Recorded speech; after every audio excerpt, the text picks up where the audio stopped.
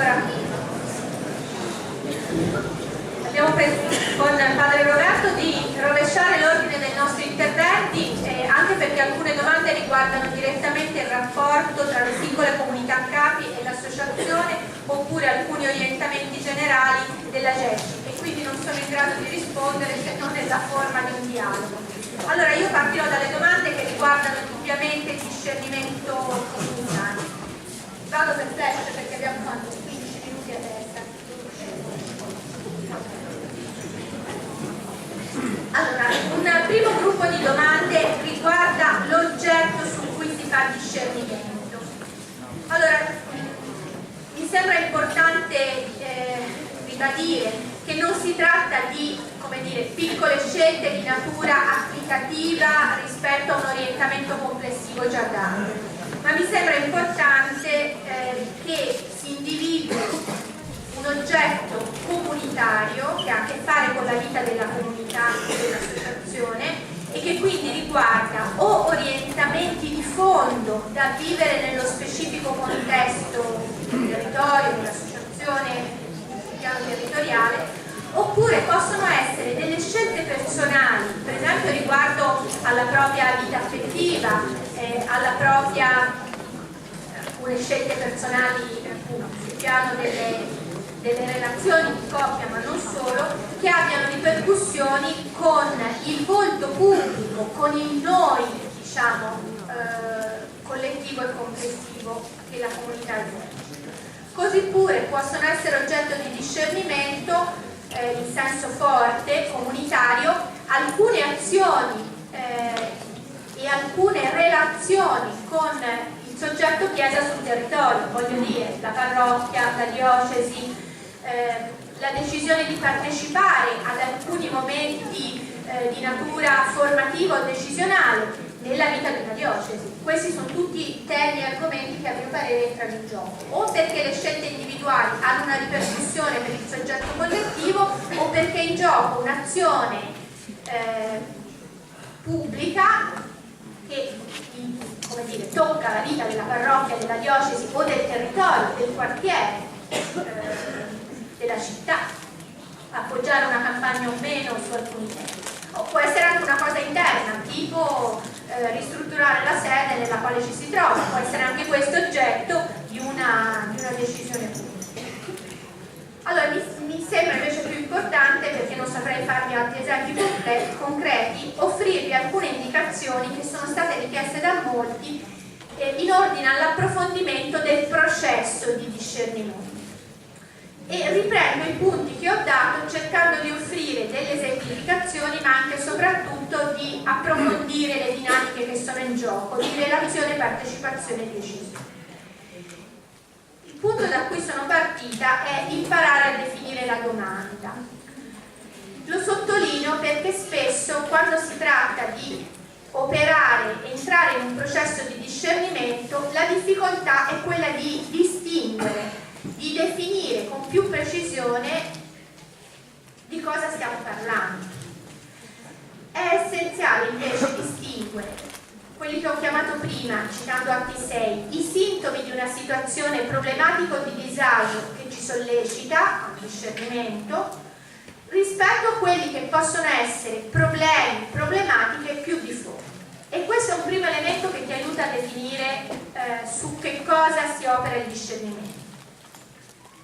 Secondo elemento importante è la dimensione di una riflessione sull'esperienza, perché il discernimento può essere sollecitato da un bisogno, da una situazione che ti provoca, può essere anche sollecitato da una valutazione alla fine dell'anno delle attività di un gruppo, di una branca, oppure di un'esperienza vissuta insieme. Allora, imparare a connettere esperienza, valutazione, riflessione sull'esperienza e nuova progettazione può chiedere l'esercizio di un processo di discernimento. Allora, in questo senso si definisce la domanda tenendo presente questo duplice livello, a mio parere. Secondo passaggio è l'apertura allo spirito. Ci sono ricette che posso offrirvi? No, se non coltivare la propria vita personale e anche il tempo di un'esperienza di preghiera comune, vissuta in comunità in una forma il meno stereotipata possibile e il più possibile attenta a cogliere quelli che sono i segni, i frutti della presenza dello Spirito. Nella lettera ai Galati ci sono delle indicazioni in questo senso che possono aiutarci a comprendere il modo tipico di agire dello Spirito. E ancora io vi potrei rimandare, faccio un po' risposte da teologa, oltre che a partire dalla mia esperienza di lavoro con l'ufficio catechistico in altri settori di vita pastorale, che è quelle indicazioni su come agisce lo Spirito secondo il Vangelo di Giovanni. Lo Spirito ci riporta a quella che è la grande eredità di Gesù. Lo Spirito ci guida alla verità tutta intera, il che vuol dire che nessuno possiede la verità in maniera totale, ma si tratta di porsi in un processo di discernimento anche dello Spirito di Dio nelle nostre storie. E legato a questo, una delle domande chiedeva come è possibile prepararsi di più e più approfonditamente al discernimento comunitario, a partire dalla disponibilità personale. Penso che questo chieda una certa familiarità con la parola di Dio. Mi esprimo così, che vuol dire la capacità di porsi sotto la parola, sapendo che questa parola diventi ha il potere di edificare comunitariamente e ha il potere di santificare, dove santificare vuol dire aiutarci a vivere il quotidiano alla presenza di Dio, sviluppando al massimo tutta quell'apertura, quelle potenzialità, quelle realtà che il Signore già pone nelle nostre vite. Familiarità della parola vuol dire quella disponibilità a farsi interpellare, riconoscersi uditori della parola, avere una frequentazione che a volte è il versetto quotidiano, ma che di giorno in giorno progressivamente plasma il tuo modo di pensare e di giudicare la realtà. Perché penso che nel discernimento comunitario, per quello che è anche il discernimento personale, la parola di Dio ci offra non tanto delle norme, chi lo legge così a mio parere non riesce a entrare nel mondo della parola di Dio vitale, viva, ma ci offre due aspetti, anzi 3 aspetti. Uno è l'aspetto di prospettiva sul fine ultimo, sul telos, sull'obiettivo. La parola di Dio attraverso la narrazione, ok? Deve essere qualcosa che non funziona in quello che sto dicendo. È lo spirito che succede. Allora, oppure mi pone dei come si dice, quando si va dal bene in meglio, mi pone degli ostacoli perché quello che ho da dirvi è veramente importante. Lo leggo così. Allora, il telos, l'obiettivo finale deve esserci davanti. Sempre più nella nostra vita dobbiamo cercare di capire che cosa vuol dire regno di Dio, cosa ci sta dietro questa espressione che la Chiesa e i Vangeli ci consegnano. Sempre più dobbiamo capire qual è l'orizzonte ultimo del sogno di Dio che nelle nostre vite deve diventare carne, quotidianità, indicazione appunto di orientamento finale. Seconda cosa che la parola ti offre sono dei criteri per giudicare la realtà, e c'è un criterio base, come dire, un punto prospettico di fondo, che è la persona di Gesù. Quando il Papa dice al centro del cristianesimo non c'è una dottrina astratta, ma c'è una dottrina che si fa carne, cioè la carne, per i cristiani la dottrina è la carne tenera di Gesù. C'è un rapporto con la sua vicenda, con la sua morte e la sua risurrezione, con la sua promessa di portare a compimento le nostre vite e la realtà e la storia dell'umanità. È con questo che ci rapportiamo. Non ci rapportiamo con una storia del passato, ma con una promessa che ci dischiude al futuro. Questo è un altro elemento importante da cogliere. Cogliere i segni del regno guidano nel discernimento comunitario. E il Concilio ci dice che i segni della venuta del regno sono riconciliazione, pace, fraternità, giustizia, senso del bene, sviluppo della persona, piena umanizzazione di tutti. Questi sono tutti altrettanti segnali di comunione con Dio e di unità tra le persone. Quindi mi sembra che la parola ci offra questo continuo richiamo al sogno di Dio, ci riconsegna il sogno di Dio permanentemente, ci offre dei criteri a partire dalla parola, dalle vicende, dalla storia di Gesù. In rapporto a Lui noi facciamo e pensiamo ai criteri di discernimento. E terzo elemento, ci racconta, ci narra storie di credenti. ci narra l'esperienza della fede non con un'adesione statica a una dottrina, a un codice morale, a un elenco di precetti o di idee, ma ci mostra che essere credenti è un percorso, è una storia, è una dinamica. Allora penso che dobbiamo rapportarci non tanto a singoli versetti nel discernimento comunitario, ma dobbiamo portare nel discernimento comunitario la nostra memoria di storie. Se dobbiamo decidere su una questione di solidarietà, di come essere presenti su un territorio davanti a un bisogno, a una nuova povertà, ma forse meditare sulla figura di Ruth e sul suo modo di essere, di fare strada con Noemi, di fare della patria di Noemi la sua patria, del Dio di Noemi il suo Dio e così via. Sono i criteri che ci mostrano una dinamica progressiva nelle fatiche e nell'impresa. Quindi questo è quello che ritengo possa venire dalla familiarità con la parola di Dio e non dal discernimento. Terzo aspetto, entra in gioco la riflessione sulla realtà. Qui vi dicevo che ci sono diverse interpretazioni. E cosa vuol dire riflettere sulla realtà alla luce della parola e nella luce dello spirito? A mio parere individuare quali sono i fattori in gioco, quali sono i problemi che avvertiamo come particolarmente urgenti, cogliere quali sono i bisogni, ma soprattutto cogliere dove sono i trend trasformativi, dove sta la potenzialità che lo spirito sta già agendo e mostrando e che dobbiamo imparare a servire in questa storia comune. E in questo dicevo, i sogni e i desideri sono particolarmente significativi per poter comprendere come l'uomo. E quando si presentano le diverse interpretazioni e le diverse opinioni, a me sembra importante che chi conduce, ecco qui non l'ho detto prima, ma sarebbe bene che il discernimento comunitario vedesse due figure.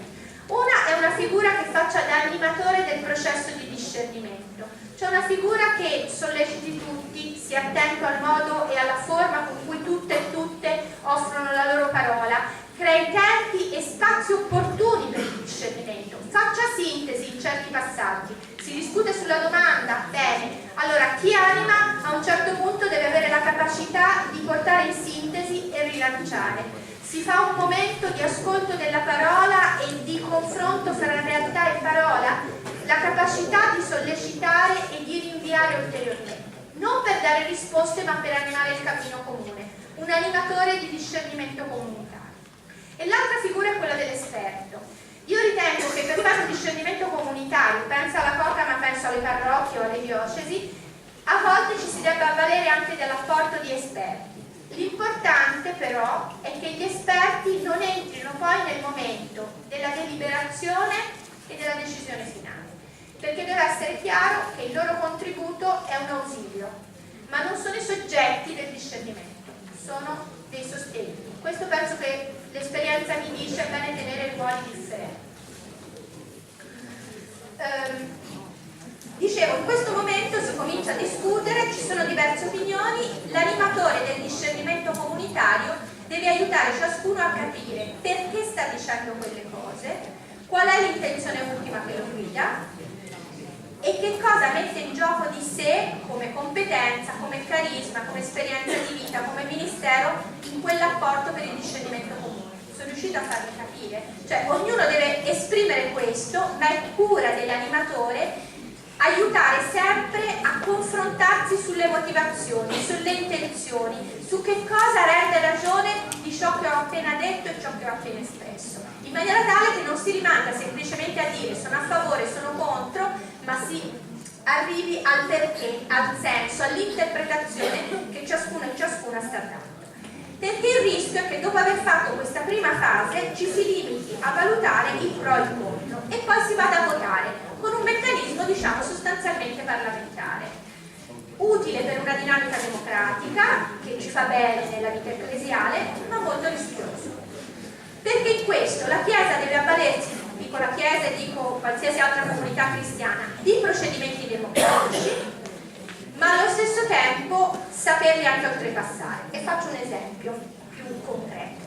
Qui dicevo, non è questione di pro e contro, di votazione a maggioranza parlamentare, vince la maggioranza, la minoranza fa casa. forte che ho vissuto nella mia vita è stato andare al Consiglio Ecumenico delle Chiese a livello mondiale. Una grande assemblea alcuni anni fa a Porto Alegre, 1 migliaio di persone che dovevano in certi momenti operare un discernimento e deliberare intorno al punto. Lì le decisioni non avvengono a maggioranza parlamentare, ma da alcuni anni attivano una dinamica che si chiama decisione per consenso. Cioè l'obiettivo cristiano in senso forte è arrivare a camminare insieme, la sinodalità, e quindi arrivare il più possibile, non dico all'unanimità, ma a un consenso il più possibile allargato. Allora si procede così, viene posta con chiarezza la domanda, poi ognuno dei delegati ha 2 cartoncini, cartoncino blu sono contrario, cartoncino giallo sono a favore. Quelli che mostrano cartoncino blu, cioè non sono a favore della funzione o del testo o del passaggio in gioco, devono motivare perché stanno prendendo quella posizione. Chi scrive il documento dovrà tenere conto delle obiezioni che sono state fatte, non del fatto che sono tanti più o meno contrari, ma delle motivazioni che sono addotte, e dovrà riformulare la domanda o il testo a partire dalle espressioni della minoranza che è contraria. Viene riproposto il testo e si riprocede per 3, 4, 5, 6 diverse formulazioni. Quando si arriva, una delle domande mi chiedeva quando si capisce quando è il momento di decidere e di applicare.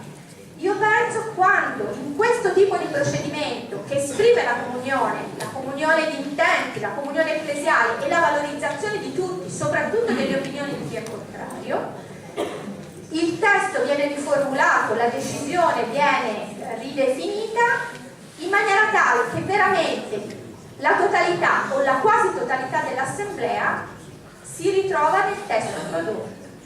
In ogni caso loro mantengono la memoria della minoranza contraria. Se alla fine c'è una minoranza che ritiene che non sia possibile aderire, le motivazioni della minoranza vengono scritte e poste in appendice al testo. E la motivazione che loro mi hanno dato è stata molto forte, che può darsi che oggi la decisione che abbiamo preso possa guidare per un certo tempo la vita della comunità, ma che nel futuro questa decisione possa e debba essere ridiscussa. Allora l'opinione della minoranza, di cui abbiamo mantenuto la memoria, potrà guidare una nuova fase. Allora, una delle domande mi chiedeva cosa succede quando nella comunità capi la comunità si rinnova e si ridiscutono le stesse cose. Io penso si possano fare 2 cose. Primo è l'importanza di mantenere la memoria, che non è la memoria solo della decisione, ma la memoria del ragionamento che ci ha portato a quella decisione, dei testi biblici, dell'intuizione dello spirito che abbiamo mosso, e quindi tenere la memoria di ciò che si è deliberato, ma anche, cioè del frutto del discernimento, ma anche del perché e del come ci siamo arrivati. E il secondo elemento può darsi che si debba cambiare riguardo a quello che è stata l'oggetto del discernimento in quel tempo e in quel momento. Sono cambiate le persone, è cambiato il contesto, è cambiata la situazione. Può darsi che questo elemento sia assolutamente necessario e che emerga. Non c'è da stupirsi, chi sta nel discernimento sta anche nella capacità del cammino e del farsi provocare e sorprendere dalla realtà. Quindi, quando è il tempo di deliberare? Quando si arriva a questa maturazione, ma sapendo che potremo nel cammino dover ulteriormente e poter ulteriormente maturare questo dato e questo elemento. Allora, terzo passaggio che mi è stato chiesto, con domande specifiche, con varie sottolineature, è quanto la Chiesa, che qui viene definita come sovrastrutture, dogmi e regole, ci limita a capire il vero senso di ciò che facciamo. Domanda molto interessante. Allora, ogni nostro discernimento, in ogni caso, porta sempre la forza e il peso delle nostre libertà, che sono sempre libertà situate storicamente per le nostre vite e situate storicamente in un contesto naturale. E anche in un'esperienza di fede che sta sempre in maturazione, in un'esperienza di Chiesa. Quando penso Chiesa però io penso a un corpo vivo, a un corpo vitale, che ha bisogno di strutture, perché deve mantenersi attraverso il tempo, ma che deve saper vivere in una dimensione dinamica il suo elemento di autocoscienza e di conversione e riforma. La Chiesa sta sempre in conversione e sta sempre in riforma, perché non è ancora il regno di Dio, quindi niente può essere sacralizzato, nessuna istituzione, nessuna procedura, nessuna forma di vita. Vale per il singolo e deve valere per il cammino ecclesiale nell'insieme. Allora, cosa servono dogmi o regole? Servono ad aiutarci a delimitare e a comprendere, direi quasi l'immagine è questa, è come l'alveo di un fiume. Il fiume scorre, i dogmi li vedo un po' così, lo prendo da Runner, l'immagine è come gli argini di un fiume, nei quali, attraverso i quali la vita nell'ascolto dello spirito sta camminando verso l'orizzonte ultimo. Perché la verità, lo ripeto, non è già data e nessuno può pretendere di averla in maniera esclusiva, ma la Chiesa stessa sa di essere in cammino verso quella pienezza che ancora le sta davanti. Quindi soggetto di discernimento, soggetto di interpretazione, soggetto della fatica del cammino di momento in momento. Quindi io vedo i dogmi, più che le regole direi quello che è l'elemento di un'esperienza che è necessaria per il cammino comune, nella forma di un sostegno e di un aiuto, ma in ordine a un fiume che scorre e non a una piscina nella quale sono chiuso magari con acqua stagnante perché non entra e non esce. Non lo vedo così e penso che dobbiamo imparare a vedere l'esperienza ecclesiale come una realtà della quale siamo protagonisti, seppur con fatica. Se invece pensiamo al Magistero, direi che qui può esserci utile un'intuizione del Vaticano II che dice che la tradizione della Chiesa, cioè ciò che noi siamo, la Chiesa intera, cresce per l'apporto di 3 componenti. Parto dall'ultima, che è quella che vediamo di più, cioè la parola di coloro che hanno ricevuto carisma certo di verità, sarebbero i vescovi. Allora, cresce per la parola dei vescovi, ok, ma il Concilio l'ha citato l'ultima. Prima cita altre 2 realtà che fanno crescere la Chiesa: la percezione delle cose spirituali e delle parole trasmesse, che è propria di tutto il popolo di Dio. Ogni volta che io faccio un discernimento, che io intuisco, che percepisco un'intuizione della fede e della vita umana in tutti i suoi aspetti, la Chiesa cresce. E secondo, cresce per l'apporto, o meglio per quella dinamica di studio e di riflessione sulle parole trasmesse e sulla esperienza spirituale.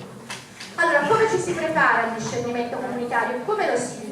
Se si riflette, se si studia, se ci si ferma a pensare le esperienze spirituali e le parole trasmesse, quelle che abbiamo ricevuto e quelle che siamo chiamati a riesprimere e a dare. Quindi io vedrei la Chiesa soprattutto così. E allora vado alle ultime 2 domande che mi chiedevano: abbiamo il coraggio di esprimere alla Chiesa o all'associazione in generale, a GESCI, i frutti del nostro discernimento comunitario?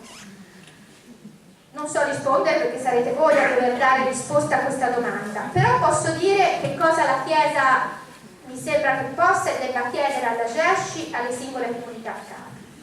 Tutta l'esperienza di un'educazione veramente dinamica, integrata e umanizzante, quale quella che la GESCI ha mostrato e mostra di offrire a chi appartiene, ma anche a chi appunto vi vede e vi incontra.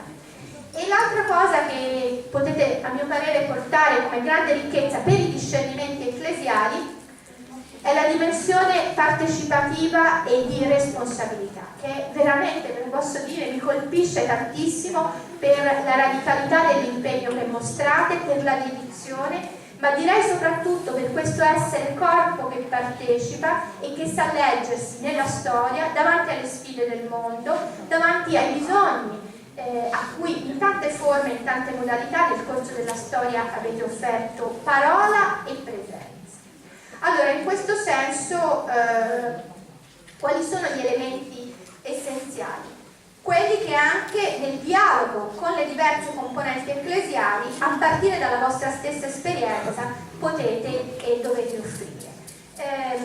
Direi che, visto dalla parte delle diocesi, l'apporto che viene appunto dalla vostra capacità di coeducazione, e poi l'ho già detto, l'importanza dell'esperienza della gerarchia e dell'essere soggetti nelle diverse fasce d'età, ecco, l'attenzione alle diverse fasce d'età mi sembrano gli elementi che più risuonano e di cui più c'è bisogno nella vita della Chiesa e nei percorsi formativi più allargati. Quindi Di questo intanto vi ringrazio, e vi ringrazio anche perché gli accompagnamenti, i momenti che ho vissuto anche con la comunità CAPE che sta nel territorio delle parrocchie dove vivo, in particolare mi ha attestato questo dato, e quindi lo voglio dire anche davanti a voi.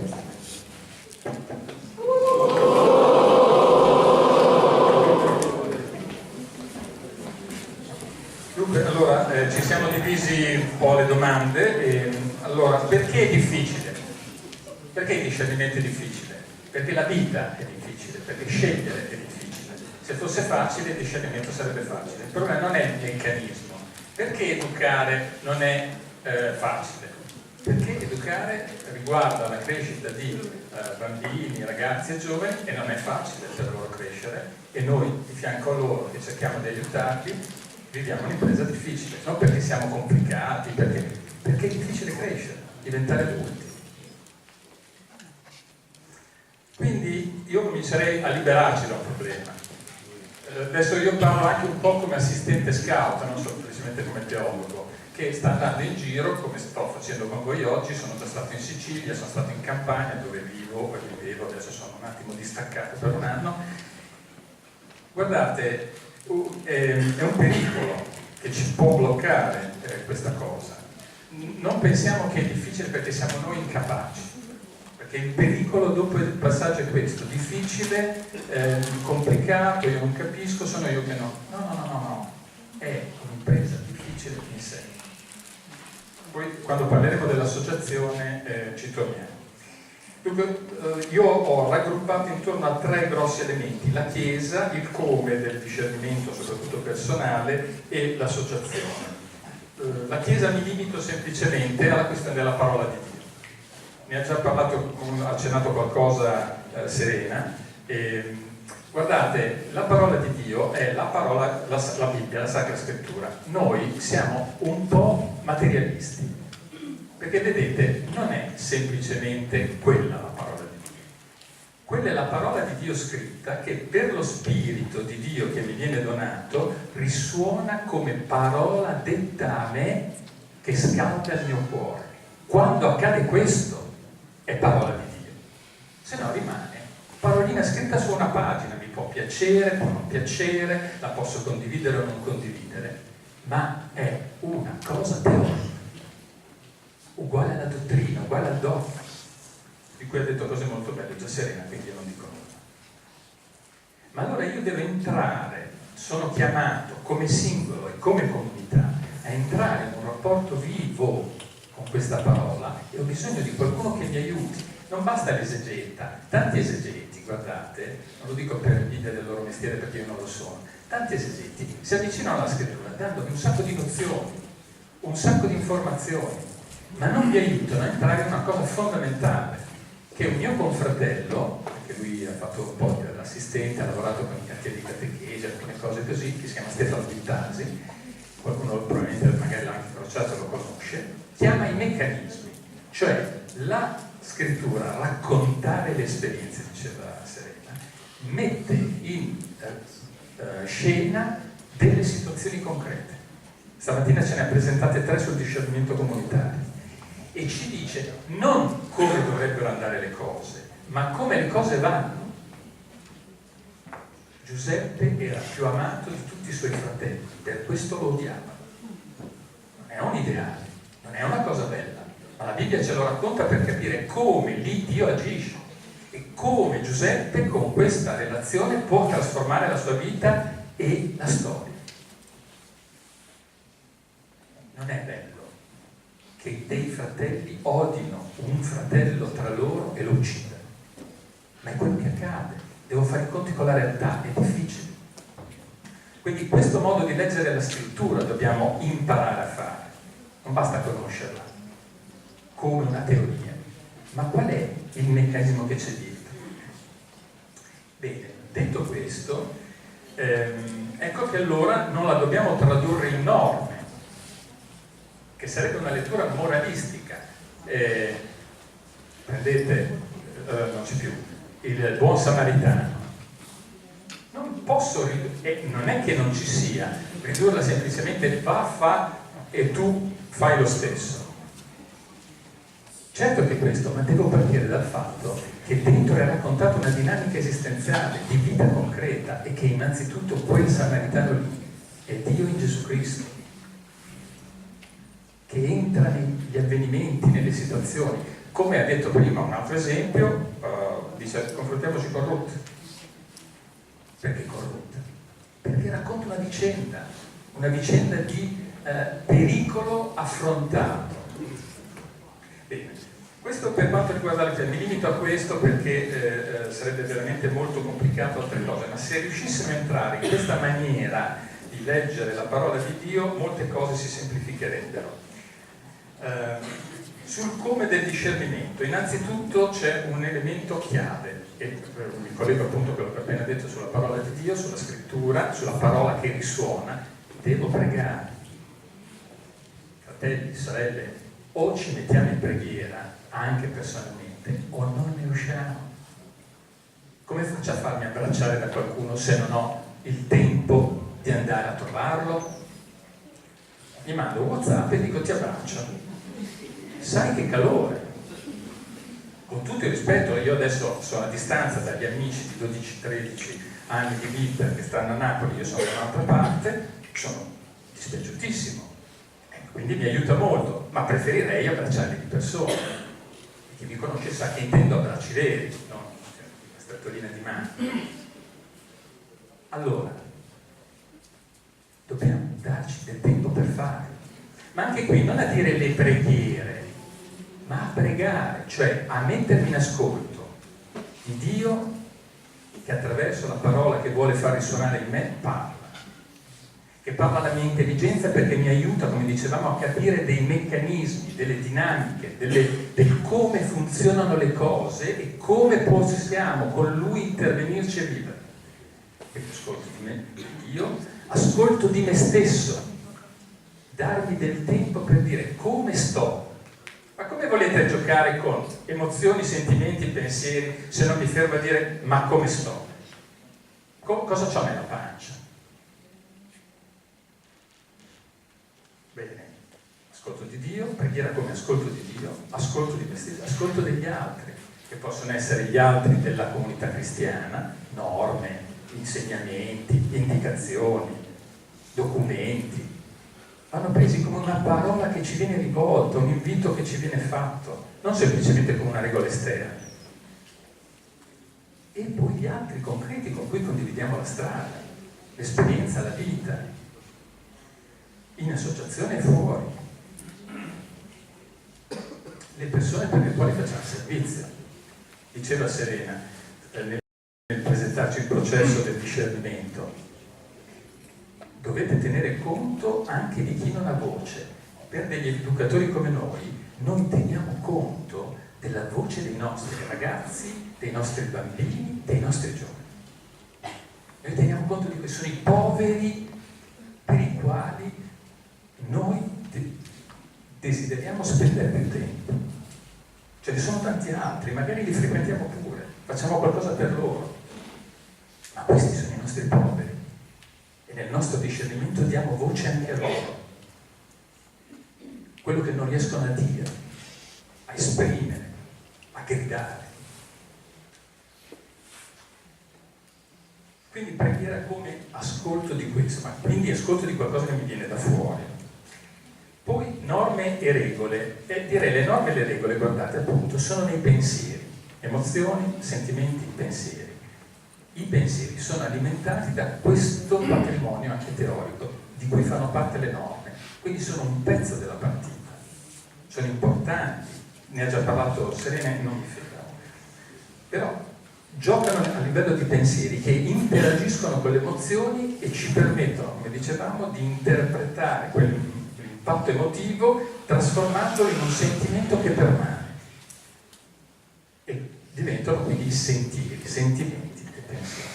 Fanno parte anche le norme, non solo, perché dietro c'è tutto quel mondo culturale, quel mondo di tradizioni, quel mondo di abitudini mentali che ci portiamo dentro. Nel bene,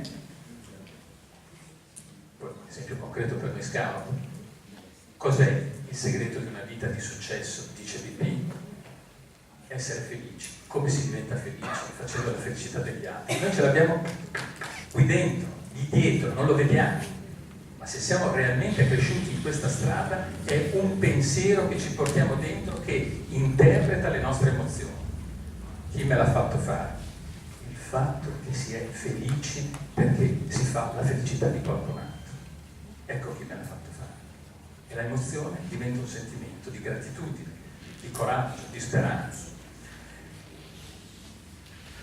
Come distinguere la direzione? La direzione, ripeto in un altro modo quello che abbiamo detto prima, se vado di bene in meglio o di male in peggio, devo vedere qual è il punto finale. Io ho come telos, per riprendere una parola che Serena ha utilizzato, io sto avendo come faro nel mio navigare nella notte, io ho come stella polare del mio cammino, ho come punto nord della mia bussola il Dio Padre di Gesù Cristo. Allora, se è così, quello che tendenzialmente, chiedo scusa se ometto questo tendenzialmente, ordinariamente, se è così, sto andando di bene in meglio, anche se faccio vaccate. Le vaccate vanno corrette, per cui devo andare di bene in meglio, non rimanere fermo dove sono. Ma allora se vado di bene in meglio, tendenzialmente la soddisfazione, gioia, pace, entusiasmo per la vita, senso di libertà, fiato lungo, sono da Dio. Sono da seguire. C'è la vita. Mi sta portando dove c'è vita e mi vuole dare vita. Se invece vado di male in peggio, ripeto, non è solo una questione di comportamenti, ma perché non è quello. Potrebbe essere Dio il mio obiettivo, ma appunto se un Dio padrone mi metterà in un meccanismo in cui la soddisfazione è fare bene le cose per dire che le ho fatte bene. È una mentalità di prestazione quella che vincerà. E allora non funziona. Quindi qual è il primo, nelle 3 regoline che vi avevo dato? Una, la seconda era qual è la direzione verso cui vado? Me lo devo chiedere e devo farmi aiutare a capire qual è, guardando anche concretamente i comportamenti. E io posso dire che mi piace tanto aiutare gli altri, ma poi quando concretamente questo succede io non lo faccio, allora forse mi sto raccontando del barzelletta. Sentimento del dovere. Ecco, io qui comincerei a entrare nell'associazione, nel senso che, vedete, quando chi è qui dentro, l'unica è Serena, credo, che non ha fatto la promessa. Credo che tutti qui dentro abbiamo fatto la promessa. Nel momento in cui abbiamo fatto la promessa, ci siamo tagliati un pezzo di libertà. Abbiamo condizionato la nostra libertà. Prima della promessa potevo liberamente fare delle cose. Dopo la promessa non più. Dopo la promessa non posso essere sleale. Magari lo sarò, ma so che non sono fedele alla mia promessa. Vedete, nello scoutismo da subito, ci stai o non ci stai? Se ci stai, guarda che ci si sta così. C'è uno stile che lega la nostra libertà. Non siamo più liberi di fare come ci pare. Questo lo impariamo dal petto, da coccinella e su. Ma allora questa è una ricchezza pazzesca per il discernimento, perché ci insegna, prima di andare a formalizzarlo nella teoria, che se voglio raggiungere una direzione che di senso nella vita, non posso avere tutto. Ci insegna a scegliere. E nell'esperienza la decide la scelta. E allora qui permettetemi di dire questo e vado a concludere parlando un attimo dell'associazione del documento. Io credo che la GESCI, per una serie di ragioni che vi dico subito, può essere in questo momento nel cammino della Chiesa italiana tremendamente profetica, perché molti hanno la teoria del discernimento. Gli scout fanno esperienza concreta di questo, sì, dall'obiettivo cinese. Lo abbiamo essere tentati di pensare che non è così, soprattutto ascoltando magari le teorie su questo che abbiamo raccontato, la formalizzazione intellettuale di questo, la comprensione, ma noi partiamo e riflettiamo su un'esperienza già vissuta, quella di cui appunto Serena ci dice, quando vi incontro mi dà pace, mi dà gioia, mi dà consolazione, mi spinge. Ora, vedete, come cominciare allora in associazione? Intanto valorizzando quello che già possediamo. Proviamo a renderci sempre più consapevoli, non solo per l'uso della ricchezza che abbiamo nel nostro metodo. Secondo, pratico, nelle nostre comunità capi cominciamo a condividere i nostri vissuti. Diamoci del tempo, anche poche volte nell'anno, in cui non dire cosa dovremmo diventare, cosa dovremmo fare, cosa dobbiamo organizzare, ma io mi sento così, sto vivendo questo e ve lo condivido, ve lo consegno, senza giudizio da parte vostra né mia sui vostri vissuti. Cominciamo è preghiera, e cominciare ad ascoltare ciò che gli altri e dare ciò che io vivo. Vissuto concreto. Cominciamo, cercando di cogliere che cosa ci accomuna in questo vissuto concreto.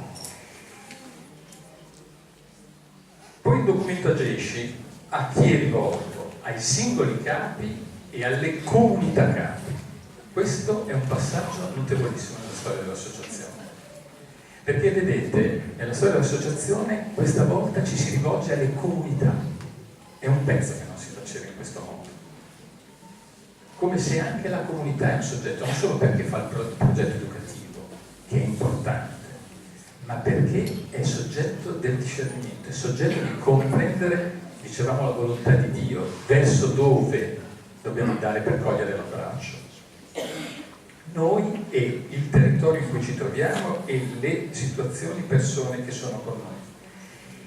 Ma se è così, ci sono due rischi, secondo me. Primo rischio, il topolino partorito dalla montagna. Cioè tutta questa ambaradan, leggiamo il documento, ci meditiamo sopra, invitiamo gli esperti, ne parliamo, facciamo il lavoro di gruppo, poi andiamo avanti, facciamo le route a marzo, di comunità capi, di zone, eccetera, e poi solo quando c'è la questione del capo gay tiriamo fuori il discernimento, dimenticandolo per tutto il resto. Se il discernimento è ostile o vuole diventarlo, c'è bisogno di tempo per acquisire atteggiamenti, per crescere in uno stile, come ci vuole tempo per entrare nello stile scout, che è molto stile di discernimento, come dicevo prima.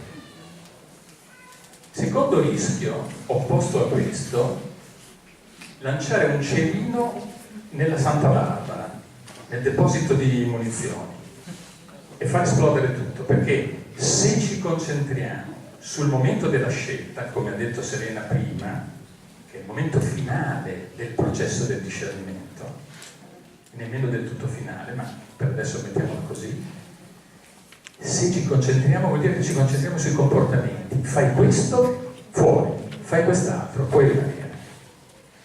Fino a quanto? Che misura usiamo? Capite? E qui l'associazione salta, si spacca. Non siamo pronti per questo ancora.